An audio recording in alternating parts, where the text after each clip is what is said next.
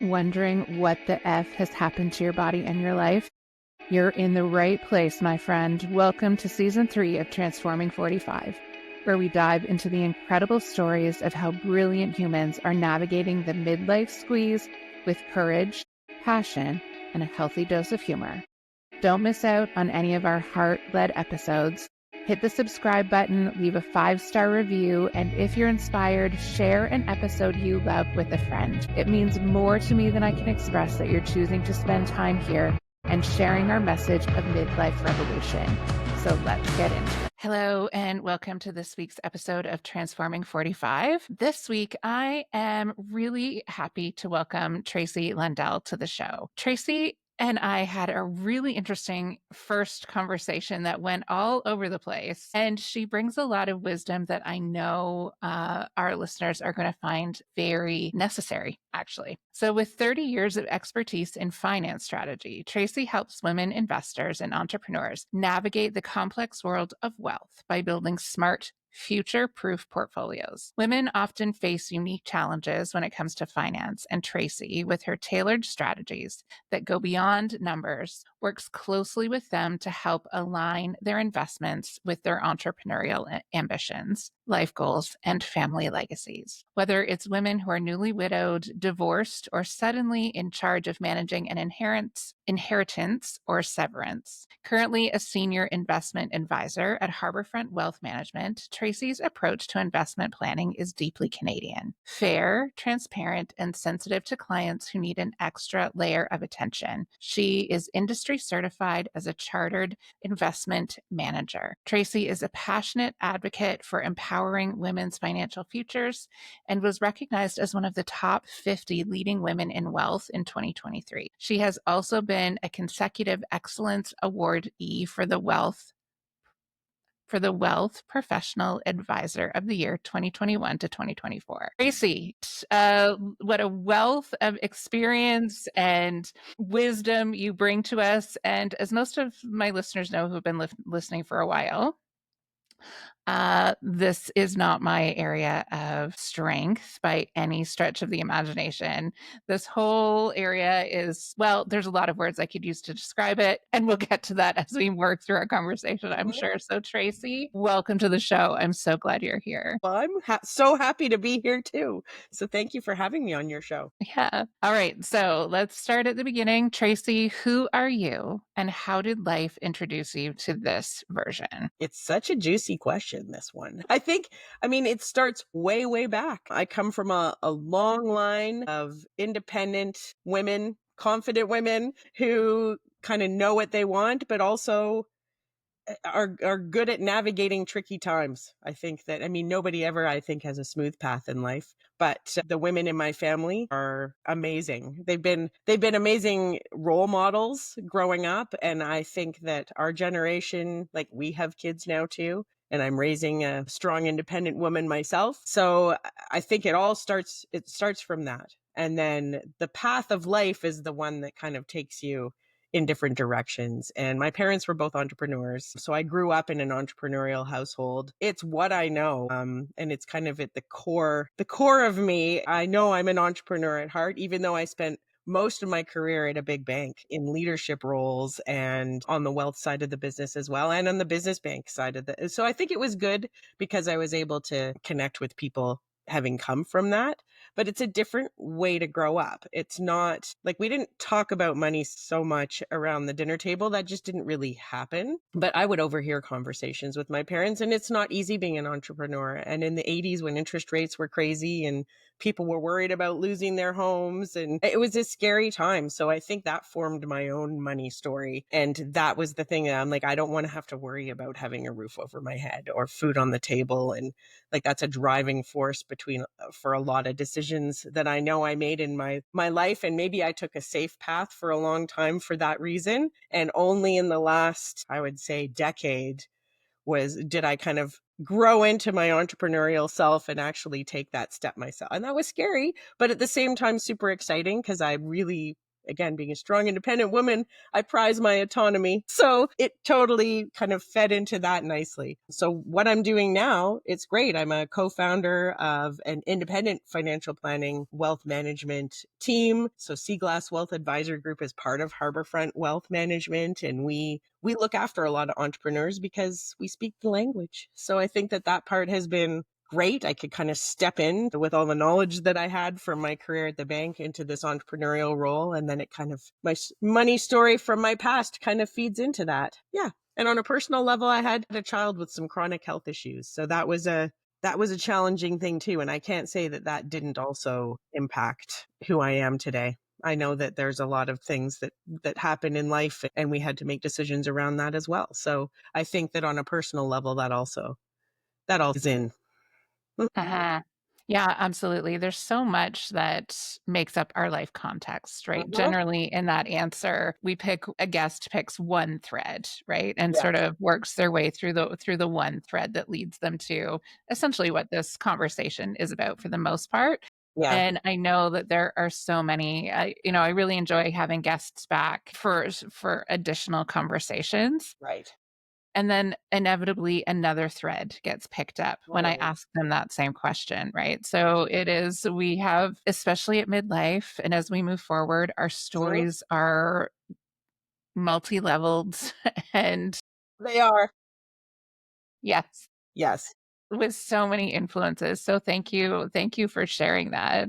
And as you were talking, I was thinking about my own money story. And Mhm. I have talked about it with other money minded folks on the show. And it's one of the places that still is very sticky for me. So when I think back to my growing up, so my dad was a teacher and my mom stayed at home for a long time. And so I didn't ever want for anything really. In truth. And I also know we were very supported by my grandparents. And if there was, a root sweater or a polo shirt that I Yeah. really wanted, it was my grandparents who bought that for me. So through the resources of our wider family, I didn't want for anything. And yet I still had this feeling of being less than Mm. of being less than my friends whose dad was a dentist, of whose parent was a doctor, who's, all of those things. And I will never forget, I was in high school. And at that point, my mom had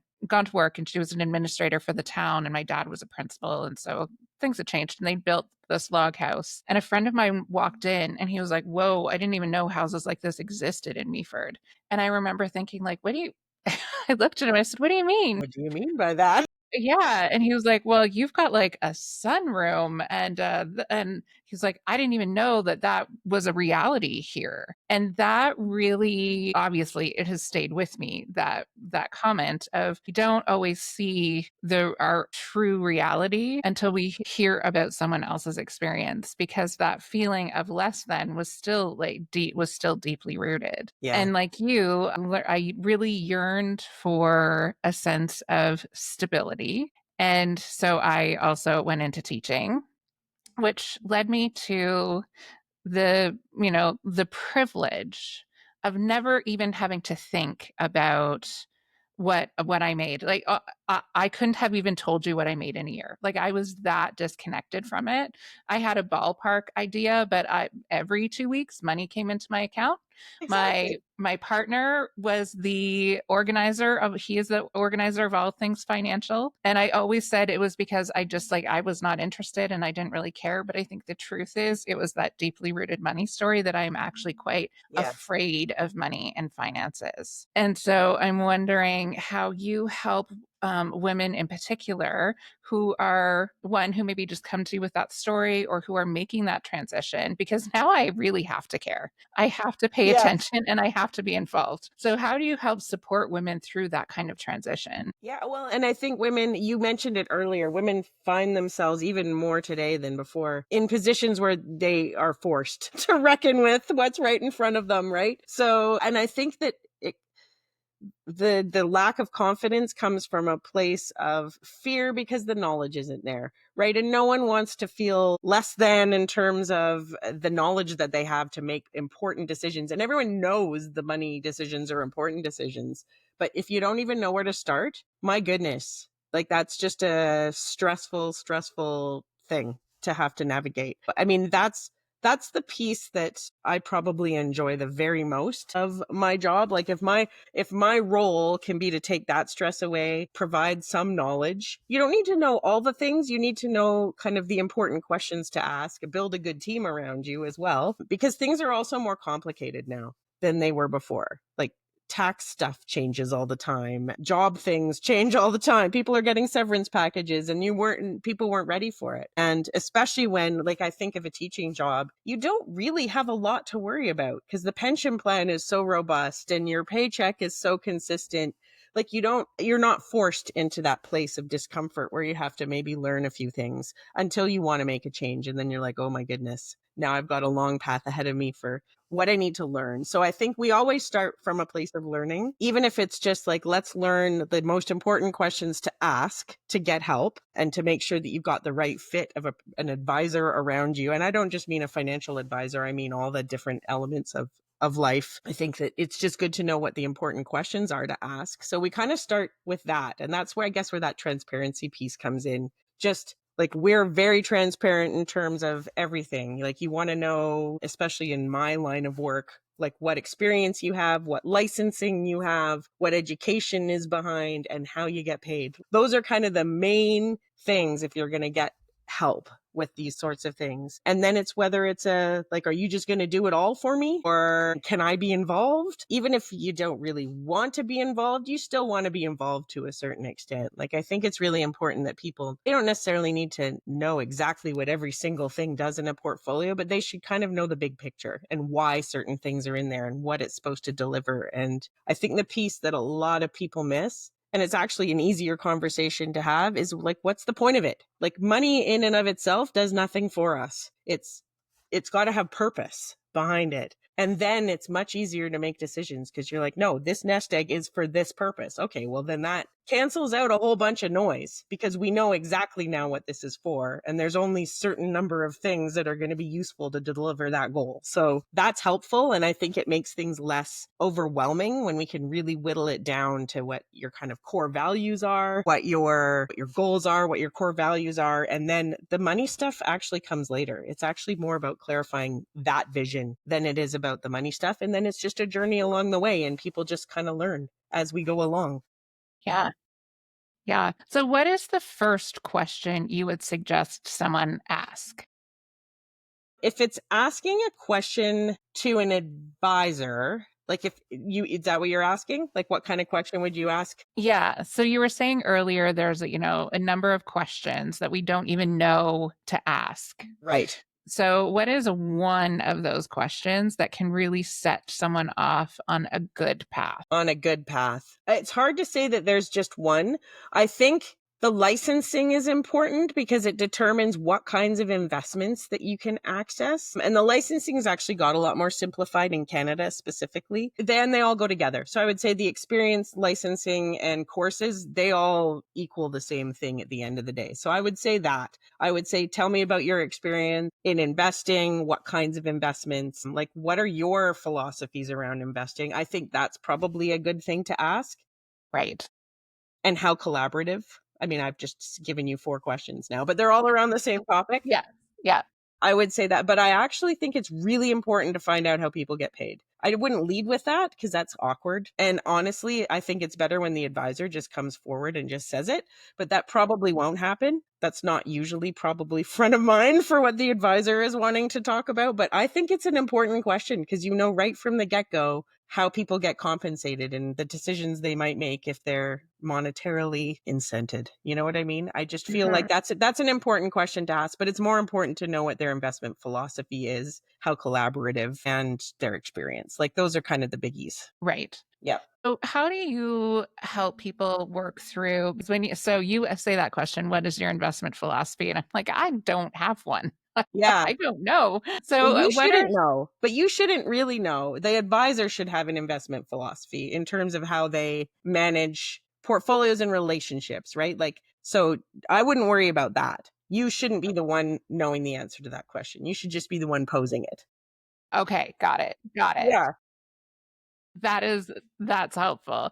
So that's a question you want to ask to make sure that the person you are working with is going to be aligned with you and your values. Right. So, how do you help people get connected to what their values are when there Uh-huh. is this real sense of discomfort Uh-huh. around money? Like and this is coming, directly from myself. I definitely, even though I have started working through some of it, I am at the early stages of making friends with money.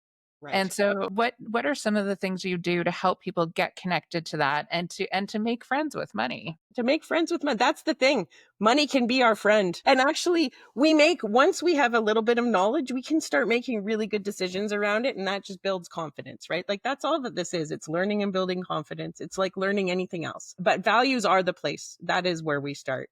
We actually use, you might laugh, but it's a deck of cards. We have a values deck of cards because it's very hard to pull that kind of thing just out of thin air. So it's about the same, so maybe a little teeny bit bigger than a standard deck of cards. And on it, it has like a whole pile of different values. And it's basically a tangible way to sort, yeah, like all of them are good because they're all good values. So there's no judgment about which ones you pick. It's just you sort them into piles of, yeah, that's not really a value. This is a value. And then we make you narrow it down to like 5 core values. Like what are the 5 most important ones? Like autonomy, family, like there's different types of things that would be in there and they're going to be a little bit different for everybody.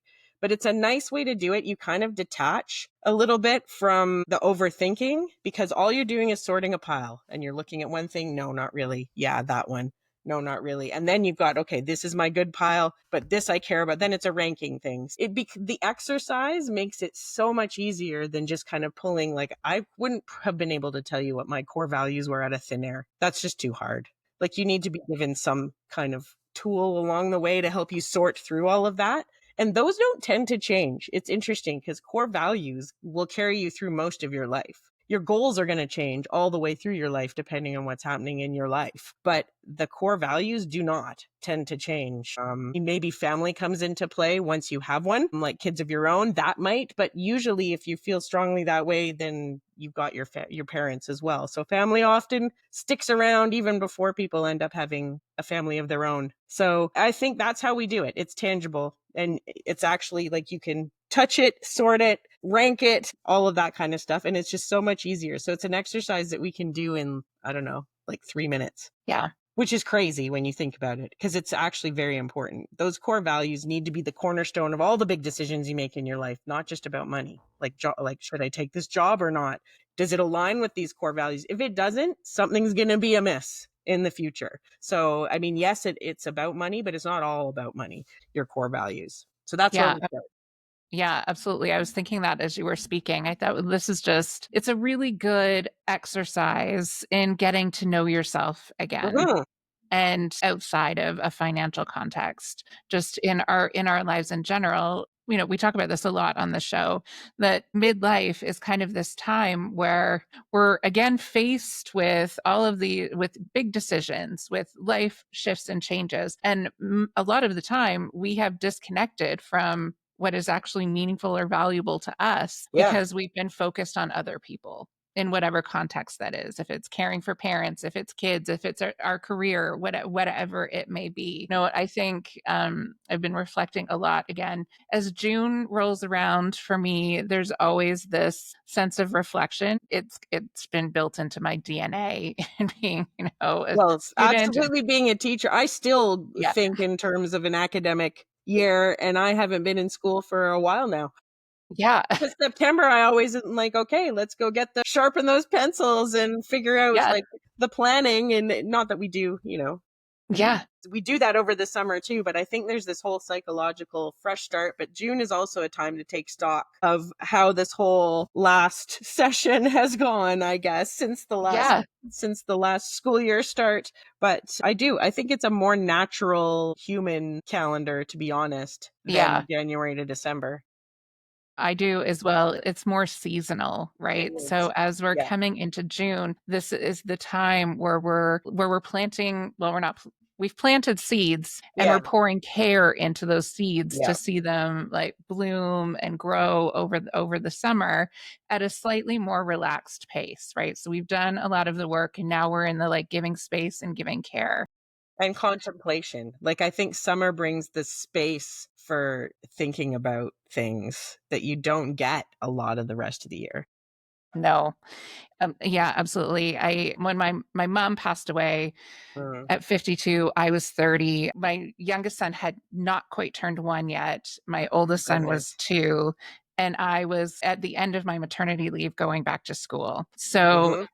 it I bring that up because it took me 7 summers Mm. to really begin processing the grief because I was so deep in life and everything that was happening that it wasn't until summer came around that I had the space and capacity to start to feel some of that grief because the rest of the year I was just locked down in like one foot in Mm. front of the other and what's the next thing. And so I think absolutely that summer is a time where we have a little bit more space to think about and feel Mhm. what we've experienced and to start dreaming forward, right? Dreaming Yes. forward to harvest in the Yeah. fall. And what is it that we want that what dreams, what imagine do we really want to think about now that we can think about harvesting in the fall? Mhm. Yeah. And it's a great, I mean, I think there's never a bad time to be thinking about what your core values are or to take these steps forward, but there is a natural kind of rhythm to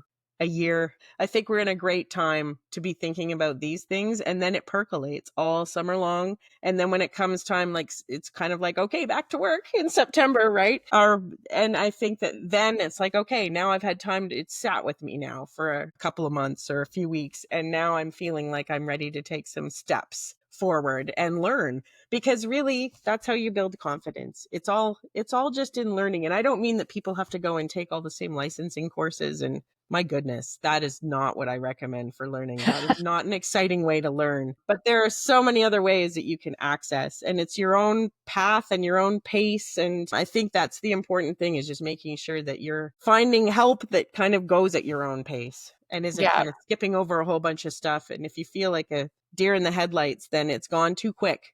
Like, you need to take a step back and say, okay, it's like there's no rush to doing it right. right. Yes. And Yeah.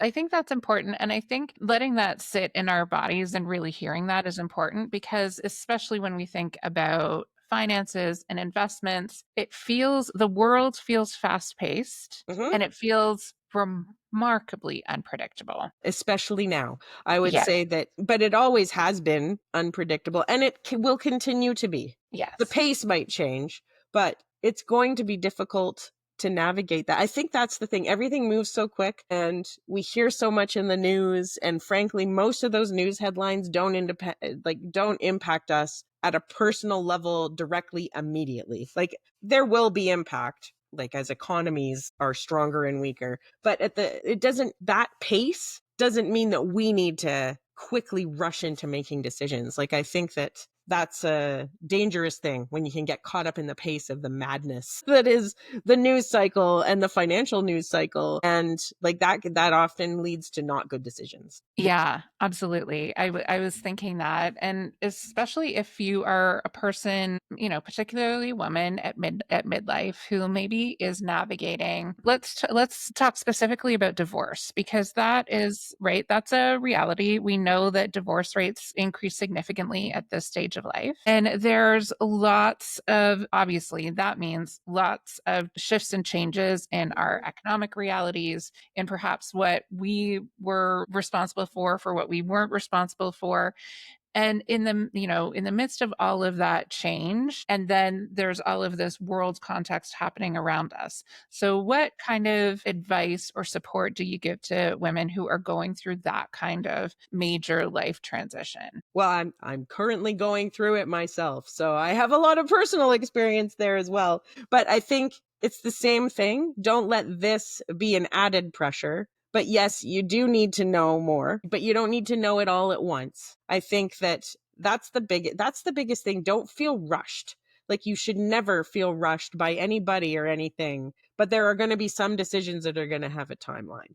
So those automatically have to take priority. And I think, again, it's knowledge and support. So just make sure that when you're making decisions, especially like separation agreements and this work, it's the same kind of process actually for severance packages. Like you think it's the same ending of a relationship. It's not a personal one necessarily, but it impacts you that way. You're not ready for it. And suddenly you're thrust into this world where you're not working anymore and you don't have the income coming in every couple of weeks. That's scary too. So, like, all of it leads to actually the same kind of fear of the unknown. And I think with any of those kinds of scenarios, it's just like, okay, let's figure out like what's the low hanging fruit? What do I need to deal with right away? What has timelines associated with it? Because it's overwhelming otherwise. It's just too much to think about. So, but there are going to be deadlines with both of those things. Figure out what those deadlines are. Prioritize the decisions just around that at this point. It's just like, just take little pieces at a time.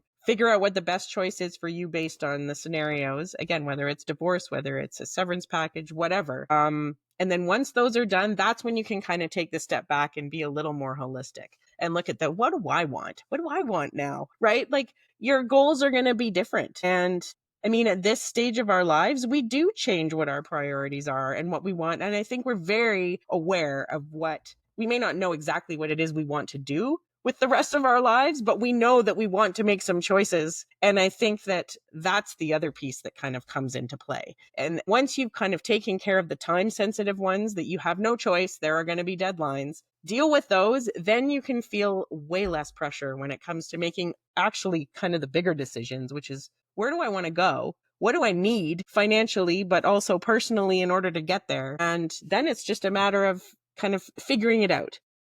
Right. But that can be at a much different pace than the things that have timelines associated with it. And I feel like once we take that stress away of the things that are just like impending, and those are dealt with, and you've already made good choices around those, then that builds a little bit more confidence to be making good choices. And you may not even know what you want. Like, that's the thing. And we can change our minds. Like, just because we decide, I think that's probably the biggest thing that I like to build into people's plans is the ability to change your mind. You need the flexibility to go, you know what? I don't know that this is for me. I want to do this instead. Or I just want to build myself a life where if an opportunity comes along, I can say yes to it. I don't even know what that opportunity might be, but if it comes and I need to like do a sabbatical for 2 months, I want to be able to say yes to that. So how do I set myself up to be able to do that? So I don't think you have to have all the answers because none of us do. I think it's about building flexibility and opportunity going forward. Yeah, absolutely. And this is a question I probably should have asked right at the beginning. How exactly does investing serve us? What exactly is the purpose of investing and how does it serve us to meet those goals? So I always distill it into two camps. There's one way to make money, and that's to physically go out and do work of some sort, no matter what it is that you do for a living and you get paid for it. That's a very active, and honestly, like over time, that's tiring. Like you don't want to do that for your whole life. So that's active income. Passive income is what investments do. And once they grow over time to be big enough, that can replace the active income. Like that's the big picture goal is that if you can be building that as you're working actively, then you'll get to a point where the passive income can at least maybe take some of the pressure away to have to be actively working and earning income because it can do it on its own. So I think that that's how I like to differentiate the two. It's in terms of what it can actually do for you as opposed to what it is. Like investments are great in and of themselves, but it's about what's their purpose. So if their purpose is to one day replace that active income that you're working so hard to earn, and maybe you want to only work 2 days a week or 3 days a week, well, if you've got some investments that have been growing over that period of time, you can change their dynamics so that they can now replace some of that income. And that's passive income. So I always kind of think of it in those two camps, the active and the passive income. Does that make sense? So it's not so much about the investments themselves. It's about the purpose of them. And then in the like a lifetime of a person that eventually you want to get to the point where you can have passive income. Yeah. And enjoy your life that you've built for Yeah, yourself. which is the goal, which is really It is the helpful. goal. Yes. So let's say someone comes to you and has never invested and is at midlife. And so this is a time where we are starting to think forward a little bit more around like, how much longer do I want to be working in this capacity? I Right. mean, earlier we had a conversation about how perception around retirement is Mm, really changing. And I certainly can think about that in my own context, right? So when I was mhm, leaving education, the number one thing that people said to me was, "Are you insane? You're only 10 years away from retirement. Why are you leaving your pension?" So, number one, I mhm, didn't want to wish away a decade of my life mhm, in just like getting through one year after another. I knew that, so that was a value for me, that I wanted mhm, to actually enjoy life. mhm. And two, I didn't have to leave my pension. No. So no, right. So for this is a little bit nut and bolty for people who maybe aren't educators. But if you are an educator listening and you're thinking, yeah, I'm not sure I can make it through the next decade or 5 years or whatever it is, you just leave your pension in. And Mhm. I could have retired at 55. Now I won't access my pension until 65. And and it continues to grow over that time Yes, and will it be does. slightly reduced, but not significantly It doesn't reduced. go away. It just Right. you won't be adding to it for that period of time, but you can add to other things over that period of time that can more than compensate. Right. Yes. So that leads really well to my next question. So, where, for people who perhaps have never invested, it's this time of Mhm, life, we're really starting to think about like, how do I start getting some of that passive income and planning forward? mhm. What is the best first step someone can take? So the best if you've never invested before, I mean, we've already said this, get some guidance first. Like that's the first thing so that you have a little bit of a road, but it's about creating a roadmap. So not just winging it. I think that and I think that's where people get discomfort too. Like winging it is kind of scary because we don't know what the outcome is going to look like for that. So I think it's really kind of mapping out what that might look like. You need to kind of know what that active income path might be for like if you're going to start putting money away, that's where it has to come from. So have an idea of what that looks like, even if it's less or less days, or it doesn't really, the amount doesn't really matter. It's just kind of map out what you want it to look like. But you're right, retirement doesn't look the way it did before. People don't start a job at 20, retire at 65 with a full pension and then like play golf and travel for the rest of their lives. That just isn't how the world works anymore. And a lot of people leave their jobs a little earlier and do something different and or consult or just work a few days a week or like I think that it's about building a life that you don't even need to retire from because you love your life already, right? Like Yes. I think that that's the dream. You're just doing something you love and getting compensated for it, but you're also getting enough. Like it's the abundance to be able to have a little extra to be able to put away to create that passive income down the road. Yes. So, Yes. but it's really mapping out what you want. It's actually not the money is just the math. Like it's just the math behind it all. And there are paths and there are certain like tools and solutions. And those are the types of investments and where you invest. And to be honest, tax planning plays a bigger role than what your investments are going to do for you. How you save is more important than what you invest in. So that's the other thing as well. So it's not really having some more clarity about what you want your life to look like. Then you Okay. build the financial plan around it. So that's where you start. You start with Okay. that. Yeah, and if you are just so at this stage, my business just pays for itself. Like Right. I'm not getting Which is paid yet. actually a great goal. To even have your business pay for itself is already an achievement. Thank you. No, but Because it is. it doesn't always feel that way. Yes. But for the most part, it is paying for itself right now. Mhm. But looking down the road in, a year from now, when I will have income beyond just paying that and I can start paying myself, Mhm. is there is there a ratio or an amount that you recommend people start with when they think about saving towards investment? It's not so much a ratio, but I think it is really important for people to have, and anybody can access this, a spending plan, which a lot of people call it a budget, but it doesn't always have to be like bills. It's just what does your own spending plan look like? What are your patterns? What do you need? what is the stuff you need and what is the stuff that you just really would like to be able to spend money on? Maybe that's the next level stuff. And then you create kind of the savings plan based on what's left. And then that's how you can determine. And then as your business grows, try and stay within, I mean, as long as you're still being able to pay your bills and do all the things that you want to do, all the extra can get tucked away for those future goals and future opportunities. So we kind of build it backwards. Like, let's make sure your needs are met. And then let's make sure that your life is great now. Like, I'm not a big proponent of putting every single extra penny away now for the future. People have to enjoy their lives today. It's not going to be a world where we just get to like not work at 60 and live until we're 110. Like, that's just not the world that we live in. So we better build a life that we really love right now. So let's make that sustainable. And then everything else is that stuff that you can stock away for those future opportunities to say yes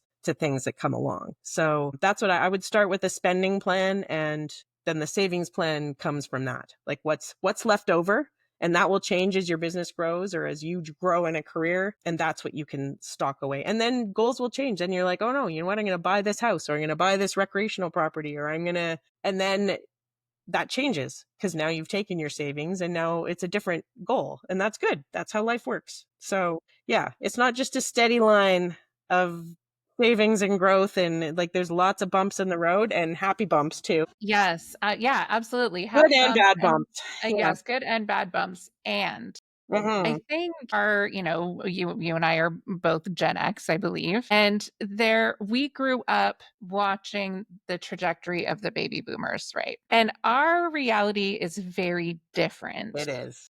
And yet we have the schema Hmm. of that straight trajectory We from do. getting that job, doing the things. And I don't know how many people I have talked to, including my partner, who have all Hmm. said, I feel like I am not where I should be Hmm. because of that story that we saw, What's the right? And that, narrative? The baby boomer narrative is what we grew up with, which yes, is also the narrative of stuff. Like, I'm not saying all baby boomers are obsessed with having things, but generally speaking, that whole era was all about the house, the white picket fence, the two newish cars in the driveway. That, right? It was a very different, and I think that I even look at the generations below us, and we can learn a lot from them because they're not growing up with that same feeling at all. In fact, I think there's too little hope I agree. for them, but that's a conversation for another day. But for us, kind of sandwiched in the middle of those two things, I think we can actually learn a lot about how we can't tie our or hitch our wagon to the baby boomer train, because that's not feasible for us either. But we also have a lot more flexibility. There weren't as many options. Like, there were only so many paths, but it was a great there are lots of abundance over the last number of years, just with like home values. Yes, there were hard times. Absolutely. The 80s were not great. A lot of people lost their houses because interest rates were like 20% on mortgages. Like, I can't even fathom that. So there were lots of hard times as well. But I think we just need to not look at that as our reality and what we want from our futures, and figure out, like, okay, how do we take charge of what we've got now, what we can pretty much count on moving forward. It's a bit of a reset probably for our programming. Yeah, it's a Yeah. huge reset because I think, speaking from my own personal context, Mhm. so much of my value is connected to that story that is not my story, right? That Mhm. is that generational, that boomer story. Yeah. I didn't it wasn't until I didn't have a biweekly paycheck coming in Mhm. that I realized how much of my value I had put into what monetary amount Mhm. I was bringing in every week. Right. And that was my system is still recovering from that shock, and I'm still learning how to and I have to really pay attention to not falling back into that, Yeah. because the story I am telling myself now is, "Oh, my business is starting to make a little bit more money. That Hmm. means I am successful. That means I am more valuable." Right. And it's the story yeah, thank you. I need that face. I know that face is not verbal, but it is when we tie ourselves to that worth, to a financial worth, like Yeah. that's not good. That's not a good thing. Your dog agrees. Sorry. Dog agrees. Sorry, I was looking for the mic. Like, what are you thinking? Don't tie yourself to a financial worth. I'll be able to cut this part out. Gemma, come here. My children just drove in the driveway and she's like, the boys are home. Come here. It's so exciting. It's very exciting. If mine were down here, they would have joined you, but they're upstairs. Probably scratching at the door because they hear a dog downstairs now. I was thinking we'd be fine because the boys were out and then they came home. So Yeah. Ah, life happens. it does. So going back to that idea of where we really find our Yeah. value and our worth. Right. And there are so many stories in our culture that lead to money. Mhm. Money gives you your value and your worth, and rewriting that, reframing that, It's changing that is, reprogramming. yeah, that programming is really challenging. Do you have any tips or strategies you can give folks to sort of even just start thinking about how to shift that narrative? It actually all comes back to those values. I know that I've already talked about it already, but when it comes to, but it's a really helpful thing to change. It's really helpful to be able to change that narrative because you look at those things and they're often not tied to money. Like your values are not tied to money. Money is just a means to an end. So I think that the reprogramming needs to come from that. It's like, here are the things I value. It's family. It's this, it's this, it's this. And you're like, wait a minute, all these decisions I've just made completely align with what my core values are. My worth is based on that. Am I living my life in alignment with these things? And the financial, it's not that you can just ignore the financial stuff, but it needs to serve that as opposed to the other way around.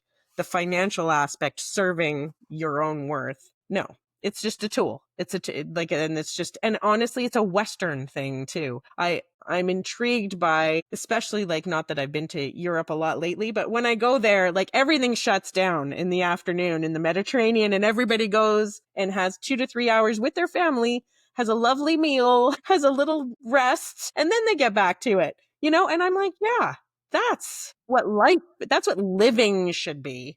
It shouldn't be like this grind. Yeah, Yeah. absolutely. Every time I go to Europe, I always feel that I was born on the wrong Me continent. too. Yeah. There really is that, yeah, that very North American Mhm. Puritan sense of work ethic, Yep. hard work. Like that story is foundational to the Mhm. culture that we live in and is It is. really harmful Yeah. on lots of levels, and especially when we are at this life stage going through Yes. all of these transitions and creating a whole new story. Yeah. Yeah. Exactly. Well, and you will face judgment when you make these changes. Like, I know I heard, like, what are you doing? Giving up your, like, you were 20 some odd years at the bank. You had a great, like, and I did. I had a great job. I loved it, but it wasn't serving all the other aspects of my life. And so there is judgment. And that's hard to deal with sometimes. And I think it's about being confident in your choices and saying, hey, listen, like, this just wasn't aligning with the things that I need in my life or my family needs right now or so I think it's having confidence enough in your own choices, and you shouldn't have to defend it. But sometimes we're defending it to ourselves. It's not even about all those external voices. We're defending our own decisions to our own selves based on this programming that we've had our whole lives, just because by virtue of what generation we're in, like no one, it's not anything to do with our parents, really. It's not anything to do with our kids. It's just like the economic reality of growing up as a Gen Yes. Xer. Yeah, absolutely. And I Mhm. think giving ourselves some grace around that is Mhm. really important. Yeah. And is there, sort of one, if you had a woman in front of you who came in and was, right at the beginning of everything, what is one, little bit of wisdom you would want to give that person to walk away from you with on that day? I think the biggest thing is you have everything inside you to make all the right choices already. So even if you're not feeling super confident about what the solutions are or how to get there, I think that that first step is the most courageous one. And everybody has what they need to take that first step. And then sometimes you just might need some guidance along the way to build the map to get to where you want to go. But I would say that, like, you already have it in you, whether you feel it or not, it's there. And it's just getting a little bit of clarity, and it's blocking out all the noise. It's blocking out the judgment, blocking out the news, blocking out the and really just letting it sit right here and go, what do I need? Like, what do I want? What do I need? And start with that, because that can be your guiding post as you make all these kind of important decisions. And it's not a rush. Like, that's the other thing. There's some things that will have timelines in life, but this big picture stuff does not. So do it at the pace that works the most comfortably for you. Yeah, that's really powerful. And I think that's something that anyone can just sit with, even from this conversation, is just starting to really tune back into self. Mm-hmm. What do I really want? What values are really matter to me? And I can take time to Yes, think through that. And that's okay. exactly. Your own pace. It's you, it's your life. So it can happen at the pace you want it to. No one else gets to determine that.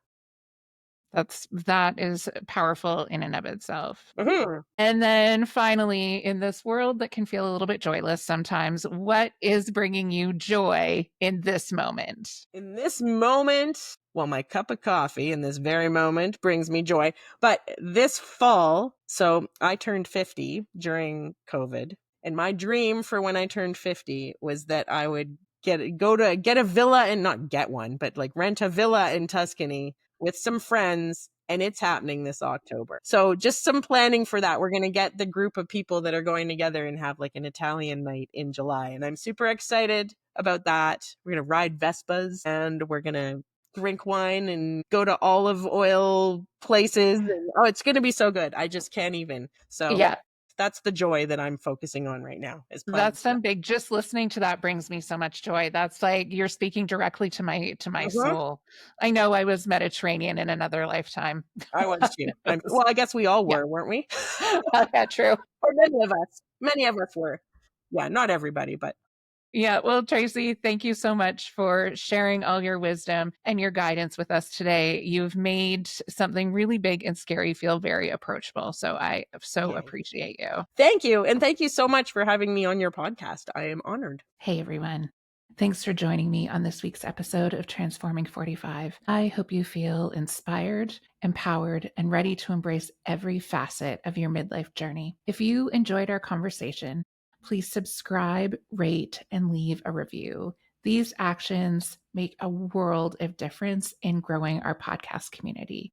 Your support helps us reach much more amazing listeners just like you. And don't forget, please share an episode you love with a friend or with your community. Sharing our stories is what helps our community grow. Keep shining your midlife magic, and I'll catch you next week. Electricast.